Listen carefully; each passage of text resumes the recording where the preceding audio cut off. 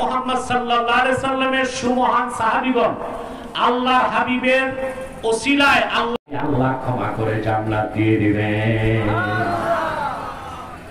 ওয়াসি বলেন, ইয়া রাসূলুল্লাহ সাল্লাল্লাহু আলাইহি সাল্লাম এখনো মুসলমান নাম রাখলে মুসলমান হওয়া যায়?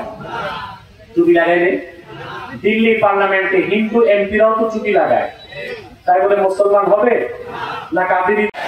তারা মানুষকে ধোঁকা দিতে মুসলমানদের মতো দাড়ি রাখে, টুপি লাগায়, নাম রাখে, তাই বলে কি মুসলমান?